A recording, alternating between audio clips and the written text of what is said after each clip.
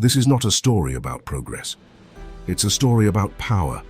From the first human who guarded fire in the dark to the moment a single button could erase a city, history has not been a straight line forward.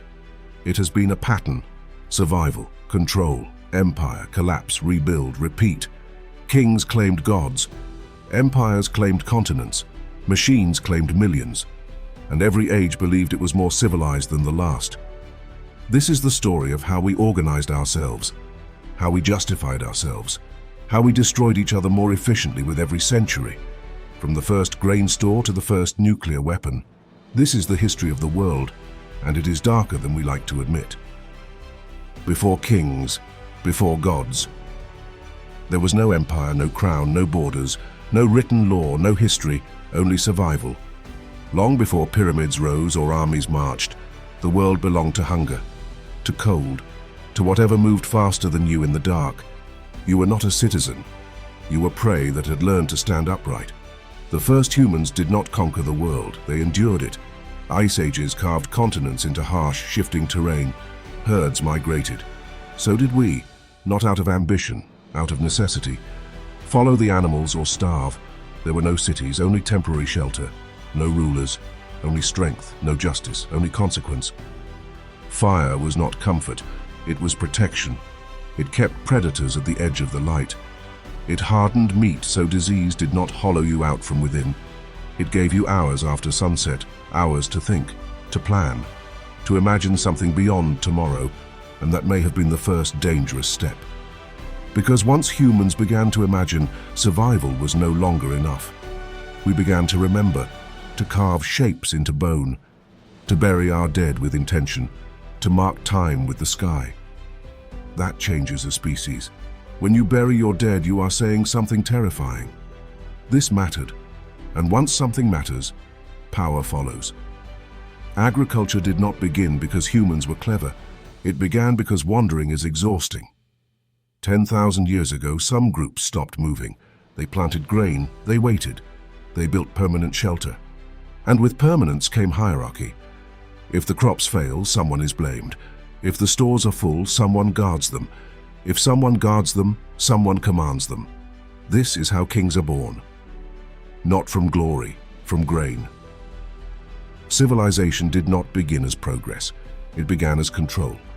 Control over food, control over land, control over people. And once humans learned to control each other, the world changed permanently. The first cities rose in river valleys, Mesopotamia, Egypt, the Indus. Mud walls at first, then stone, then monuments that demanded obedience through sheer scale. Writing followed, not poetry, accounting, taxes, inventory. Civilization begins with counting, and once something can be counted, it can be owned. And once it can be owned, it can be taken. History does not begin with heroism. It begins with surplus. And surplus creates something new, something unstable, something that has never left us since. Power. The river does not apologize when it floods. Civilization does not rise randomly. It rises where water behaves. The Nile does not rage without warning. It floods, it retreats, it returns. Predictable, and predictability is power.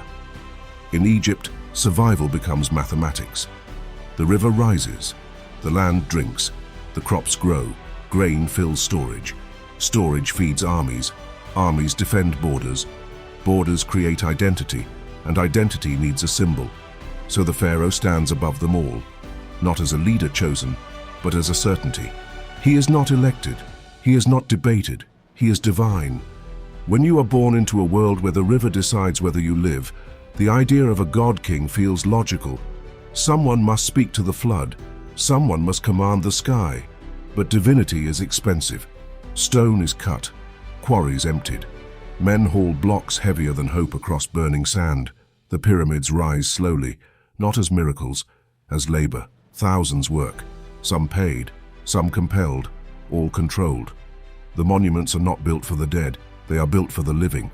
A warning in limestone: look what we can command, look how small you are.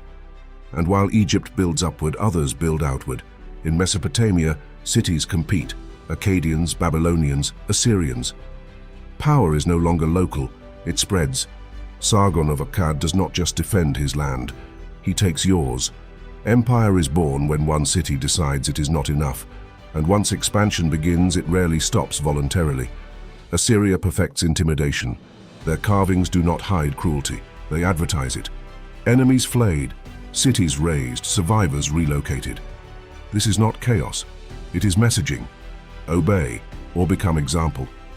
History does not become bloodier, it becomes organized. Armies train, weapons standardize, siege tactics improve, violence becomes policy, and policy is harder to escape than rage. But even the most ordered empires sit on fault lines because fear keeps people quiet. It does not make them loyal, and loyalty is the difference between strength and collapse. The ancient world is learning something dangerous. Control works until it doesn't. The river kingdoms proved power could be controlled. Now something far more dangerous begins, an idea. In the rocky lands of Greece, there is no great river to obey, no predictable flood to organize life. Mountains divide the land into fragments, small territories, suspicious neighbors. So instead of unity, there is competition. Athens, Sparta, Corinth, Thebes, separate, watching each other. And where geography prevents empire, it sometimes creates argument. Athens does something new, not equality, not fairness, participation. Citizens gather in open air. They debate law, they vote on war. They exile politicians. They condemn generals. This is not modern democracy. Women excluded, slaves excluded, foreigners excluded. But for a narrow class of men, power is no longer sacred. It is discussed. That changes everything. Because once people believe they can shape policy, obedience becomes optional. While Athens argues, Sparta prepares. Sparta removes softness early, boys separated from families, hunger used as discipline, pain as training, weakness discarded. Sparta does not trust debate. Sparta trusts endurance. Two visions of civilization develop side by side. One built on thought, one built on control, both aware of something larger. To the east, Persia stretches across continents, vast, organized, efficient, an empire that understands scale. It allows local customs, keeps existing rulers in place, demands only tribute and loyalty. It is practical, it is patient, and it does not like rebellion. When Greek cities resist Persian control, the conflict is not just military, it is ideological. Empire versus autonomy, mass versus militia. The Persian armies move like machinery. Disciplined ranks, archers in waves, cavalry sweeping open ground. The Greeks respond with tight formations, shields locked, spears forward, citizens standing shoulder to shoulder. At Marathon, at Thermopylae, at Salamis, numbers clash with defiance. But survival does not make Greece united. Victory does not erase rivalry. Once Persia retreats, the Greek cities turn inward again, because experiments are fragile, and freedom once tasted is rarely stable. Athens grows confident, wealth flows in, philosophy flourishes, Socrates questions authority, Plato builds ideas, Aristotle categorizes the world, thought becomes prestige, but prestige breeds arrogance, and arrogance invites correction. War between Greek cities erupts. The Peloponnesian War tears Athens and Sparta apart. Years of attrition, betrayal, disease, starvation. The experiment fractures. Democracy proves powerful, but not immune to fear, and fear reshapes systems quickly. In the end, Greece does not fall to Persia, it weakens itself, and when a civilization exhausts itself arguing what it should be, it becomes vulnerable to someone who already knows. When a civilization weakens itself, it creates space, and space invites ambition. Macedon was not Athens, not Sparta, not respected. To the southern Greeks, it was rough, peripheral, half-civilized. But while the great cities argued philosophy and exhausted themselves in war, Macedon trained. Philip II understood something the Greek city-states did not. Unity does not come from debate. It comes from force. He reformed the army, longer spears, tighter formations. Professional soldiers instead of temporary citizens. Greece, fractured and tired, fell under Macedonian control not because it lacked courage, but because it lacked cohesion. And then Philip was murdered, not by a foreign enemy, by one of his own guards. Power rarely travels peacefully. His son stepped forward. Alexander, young, educated by Aristotle, raised among soldiers, obsessed with legacy before he had earned one. He did not inherit a stable kingdom. He inherited an opportunity. Most rulers consolidate. Alexander expanded. First, he secured Greece brutally. The city of Thebes rebelled. He destroyed it, sold thousands into slavery, left ruins as a message, obedience or erasure. Then he turned east toward Persia. The same vast empire that had once threatened Greece now stood in his path. Larger, wealthier, experienced. Alexander did not hesitate. Battle after battle he advanced. At Issus, at Gaugamela, against forces that outnumbered him, against terrain that favored his enemies. He moved fast. Speed became strategy. The Persian king fled. The empire fractured. Cities opened their gates or burned. Egypt welcomed him. He accepted their reverence, allowed himself to be declared divine. This is where ambition shifts. It is one thing to conquer territory. It is another to believe you deserve worship. He pushed further, across deserts, into Central Asia toward India. His army marched thousands of miles from home, victories stacking into legend. But conquest has a cost. Men tire, supplies thin, loyalty weakens. The further Alexander moved from Macedon, the less he resembled a king, and the more he resembled a myth. He adopted Persian dress, Persian customs, demanded prostration from his own officers. The line between leadership and tyranny narrows quickly when no one can challenge you. His men eventually refused to go further, not out of cowardice, out of exhaustion. Even ambition has physical limits.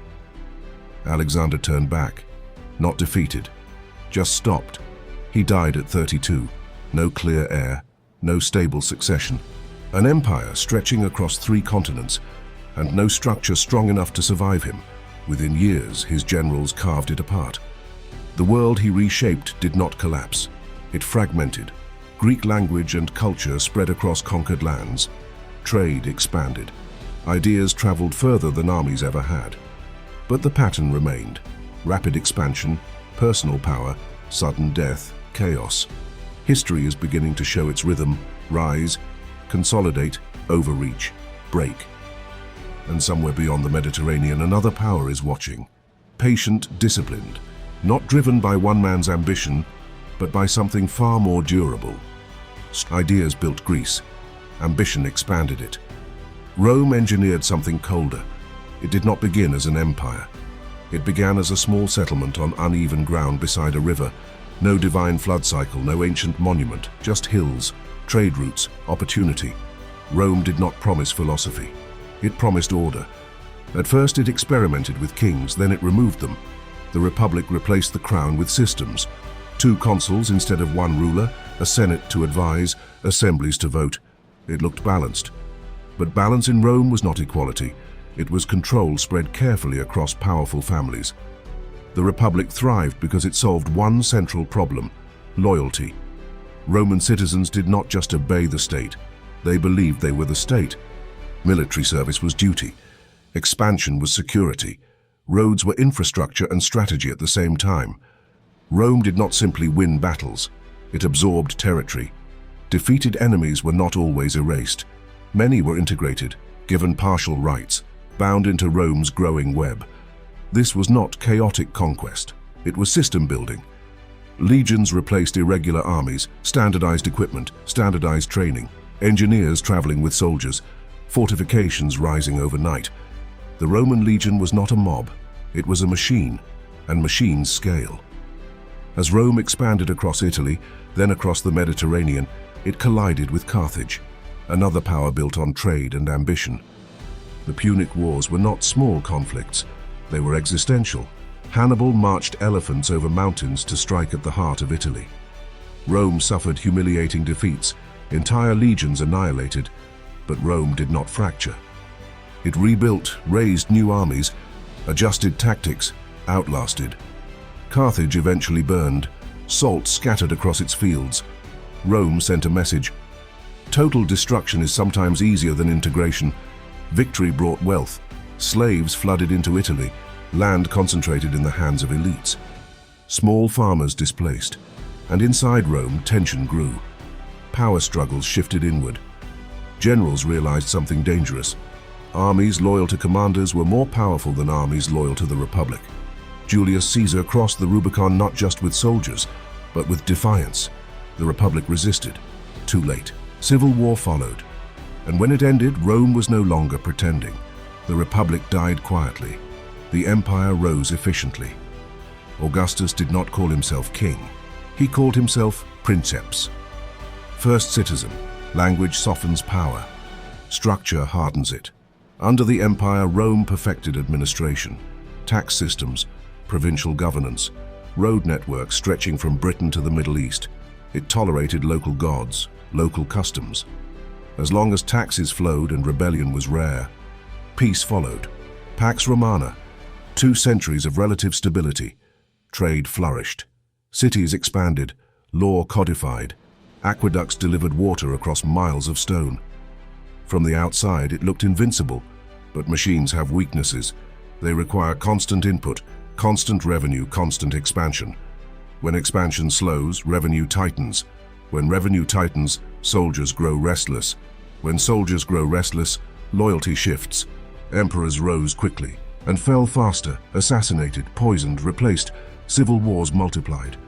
The borders stretched thin, and beyond those borders pressure was building.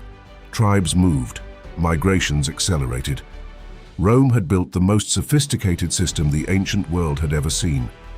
But systems can calcify, and when they do, they break under weight. The Western Empire eventually fractured, not in one dramatic moment, but through attrition, economic strain, political instability, external invasion, internal decay. The eastern half survived. The western half faded, and when Rome fell, it did not just lose territory, it lost certainty. For centuries, Europe had measured itself against Rome. Now the reference point was gone, and when certainty collapses, fear fills the space. When Rome weakened, something else hardened. Not an army, not a senate, a belief. Christianity had begun as a persecuted sect inside the Roman machine. Quiet gatherings, secret symbols, martyrs executed in arenas for refusing to worship emperors. It survived not by force but by conviction, and conviction spreads differently than conquest. When Constantine embraced Christianity, it shifted from underground movement to imperial ally. What had once been illegal became sanctioned. What had once been hunted became protected. Faith moved from the margins into the palace, and once it entered the palace, it changed shape. Doctrine became structure. Structure became authority. The church did not command legions. It commanded truth. As Western Rome fragmented, bishops remained.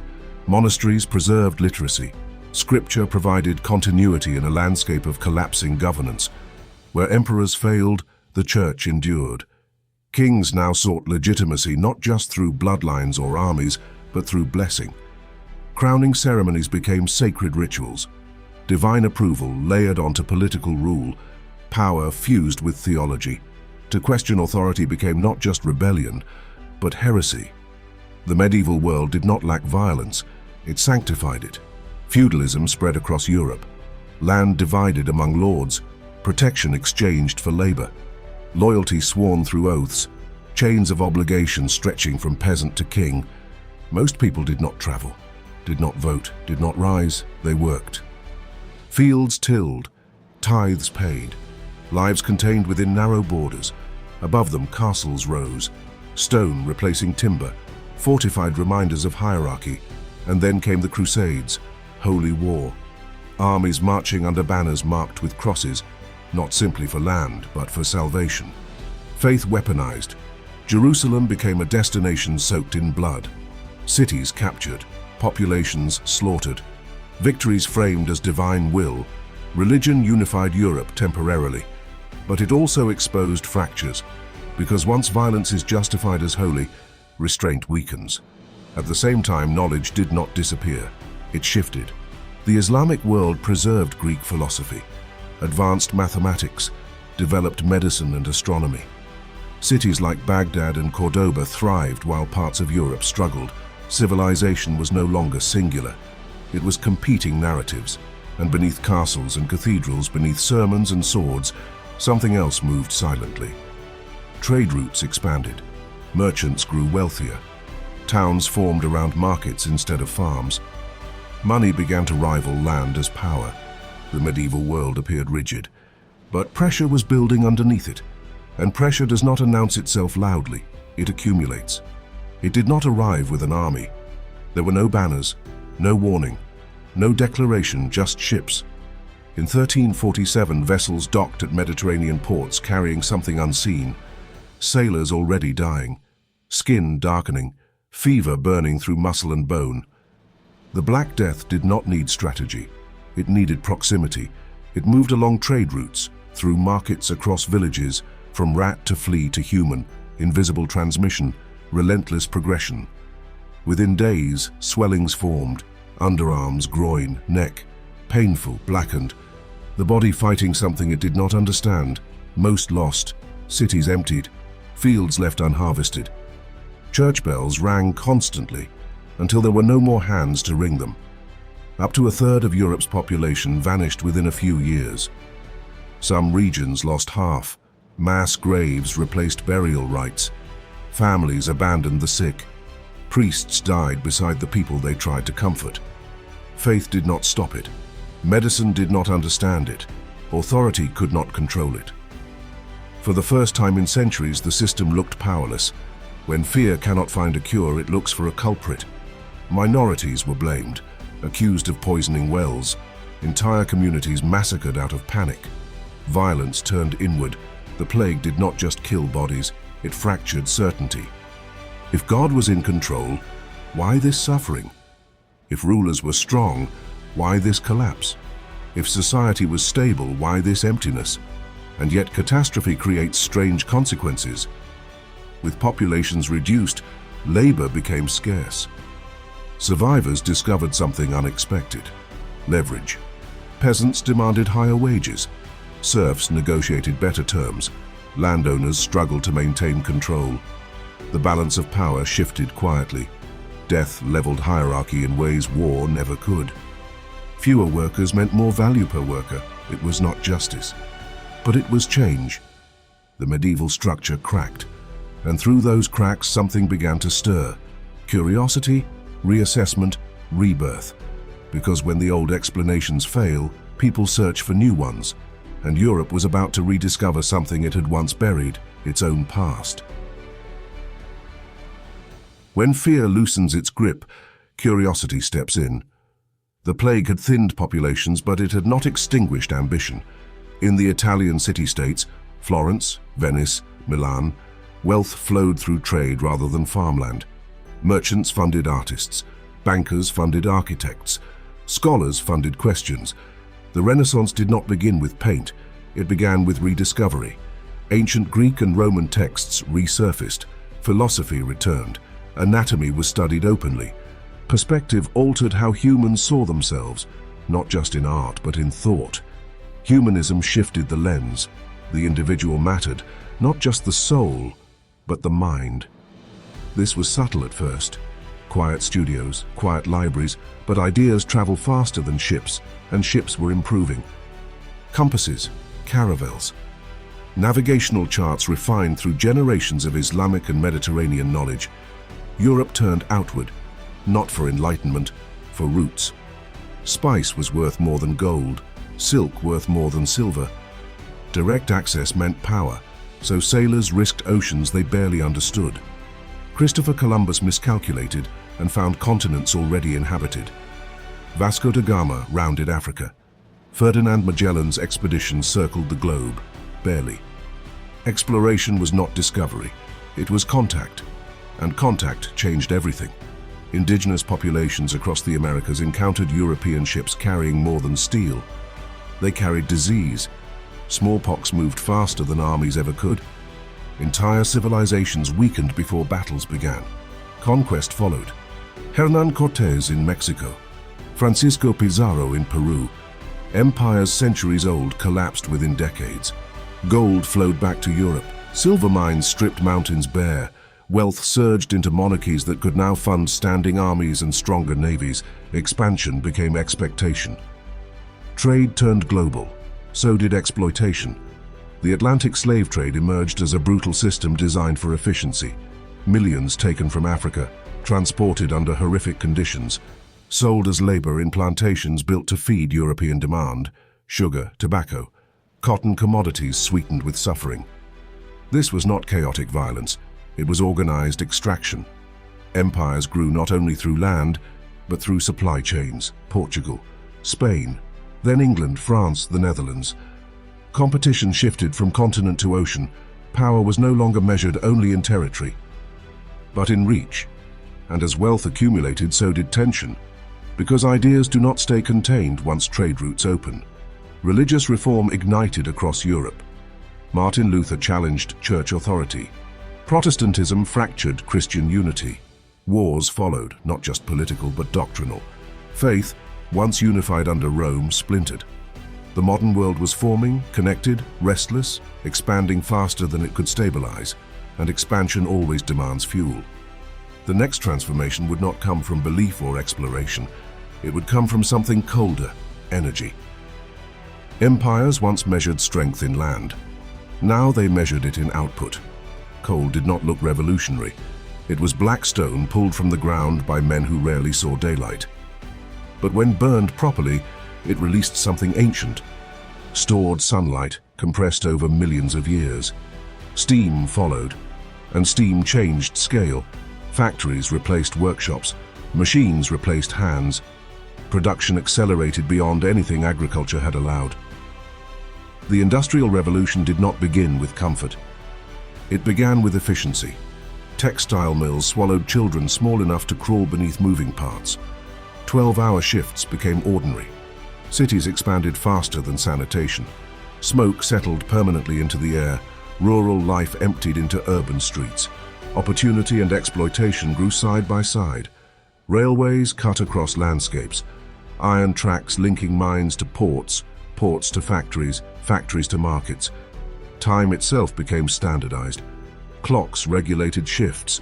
Schedules governed movement. Power was no longer seasonal. It was constant. Britain industrialized first, then Europe, then the United States. Nations that mastered machinery outpaced those that relied solely on agriculture. Industry demanded resources: rubber, cotton, oil, metals. Colonial expansion intensified, not out of curiosity, but supply. Africa was carved into territories by European powers who had never set foot on its soil. Borders drawn with rulers on maps. Control established through force and economic dependency. Industrial strength became military strength. Steel ships replaced wooden fleets. Rifled barrels replaced smoothbore muskets. Telegraph wires carried commands faster than horses ever could. War industrialized. The American Civil War demonstrated something unsettling. Factories could feed battlefields continuously. Casualties scaled accordingly. Nationalism hardened identities. Citizens now belonged not just to kingdoms but to nations, bound by language, culture, and shared narrative. And narrative mobilizes. Factories produced weapons at unprecedented speed. Railways delivered soldiers in days instead of months. When alliances tightened across Europe, tension did not simmer quietly. It accumulated. The machinery was in place. All it needed was ignition. In 1914, a single assassination provided it. And the world discovered what happens when industrial capacity meets total war. It was supposed to be short. Weeks, they said. A show of strength, a correction of balance. Instead, it became machinery without mercy. When war broke in 1914, nations did not stumble into it blindly. Alliances had tightened for years. Militaries had expanded. Industry had prepared. But no one had prepared for scale. Railways delivered millions to front lines within days. Factories supplied rifles, shells, uniforms at industrial pace. Empires mobilized entire populations. And then they dug in. Trenches carved across Europe like open wounds. Mud thick with rain and blood. Rats thriving where soldiers starved. Artillery thundering day and night. The machine did not pause. New weapons emerged. machine guns that cut down waves of infantry, poison gas drifting silently across no man's land, tanks crawling forward like metal beasts. Courage did not defeat it. Numbers did not defeat it. The Western Front barely moved. Years passed. A generation thinned. Meanwhile, the war was global. Colonies supplied troops and labor. The Ottoman Empire fractured. The Russian Empire collapsed under pressure, giving way to revolution. Governments fell. But the fighting continued. When the United States entered, industrial capacity shifted the balance. Fresh troops, fresh supplies, exhaustion tipping one side toward surrender. In 1918, the guns finally stopped. Not because hatred faded, because endurance ran out. The Treaty of Versailles attempted resolution. It delivered punishment. Germany was blamed, burdened with reparations, stripped of territory, humiliated in public, peace written in resentment, empires dissolved, borders redrawn, new nations created from old fragments. The world did not stabilize, it simmered. Economic instability followed. The Great Depression rippled across continents. Unemployment soared. Democracies wavered. And in that uncertainty, new leaders promised clarity, strength, restoration, order. The lesson of the First Industrial War was not learned. It was postponed, because the machinery still existed, and it had only grown more efficient. Resentment does not disappear, it reorganizes. In Germany, economic collapse and national humiliation created appetite for certainty. Adolf Hitler did not invent anger. He focused it. Blame found targets, propaganda found audiences. In Italy, Mussolini promised revival. In Japan, expansion became policy. Across Europe, democratic systems looked slow beside authoritarian confidence. The machinery built in the previous war was not dismantled, it was refined. When Germany invaded Poland in 1939, speed replaced stalemate. Blitzkrieg, coordinated air and ground assault, shattered resistance before it stabilized. Europe fell quickly. France collapsed. Britain stood alone. Bombers crossed skies nightly. Civilians became targets. War was no longer confined to battlefields. It was everywhere. The invasion of the Soviet Union opened the largest front in history. Millions moved, millions died. Brutality scaled beyond comprehension. And beneath the surface of military campaigns, something colder unfolded. The Holocaust was not spontaneous hatred. It was bureaucratic genocide. Lists compiled, trains scheduled, camps constructed with industrial precision. 6 million Jews murdered, millions of others persecuted and killed. Roma, disabled people, political dissidents, efficiency applied to extermination. Technology did not hesitate, it obeyed. In the Pacific, Japan expanded across Asia. The United States entered the war after Pearl Harbor. Industry mobilized at levels unseen before. American factories produced ships and planes at staggering rates. Cities burned under aerial bombardment. And then, in 1945, a new threshold was crossed. Hiroshima-Nagasaki. A single bomb destroying a city in seconds. Heat beyond imagination. Shadows burned into walls. The war ended. Not because humanity grew weary, but because annihilation became possible. The United Nations formed in the aftermath, an attempt to build dialogue before destruction. Europe rebuilt under American aid. The Soviet Union emerged as rival superpower. The Cold War followed. Nuclear arsenals expanded, missiles positioned, proxy wars fought in distant regions. The world lived under threat without direct confrontation. Power had become abstract, not just territory, not just industry, but capability. The late 20th century brought decolonization. Former colonies claimed independence. Borders redrawn again. Conflicts continued, but global networks tightened. Technology accelerated. Satellites, computers, the internet. Information moving instantly. Connection became default. And with it, influence. The 21st century does not lack power. It distributes it differently. States still compete. But so do corporations, networks, individuals. History did not end with the last World War. It adapted. Survival became civilization. Civilization became empire. Empire became machine. Machine became annihilation. Now power sits quieter. Digital, economic, nuclear. Still present, still waiting. The world is more connected than ever, and no less fragile. We started with fire, with small groups of humans trying not to disappear in the dark. We built grain stores, then walls, then crowns, then armies. We carved law into stone. We carved borders into maps.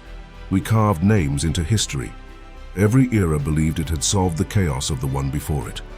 Every empire believed it would last longer. None did. Power changed shape. That's all. From gods to kings, from kings to systems, from systems to machines, from machines to weapons that can end everything in a single flash. The pattern never really disappeared. It just became quieter, more efficient, less visible. History isn't a list of dates. It's a record of how humans organize power and what happens when they believe they control it. This was one version of that story. There are others, different eras, different empires, different collapses, and we'll walk through them. Because the past is not finished with us, it never is.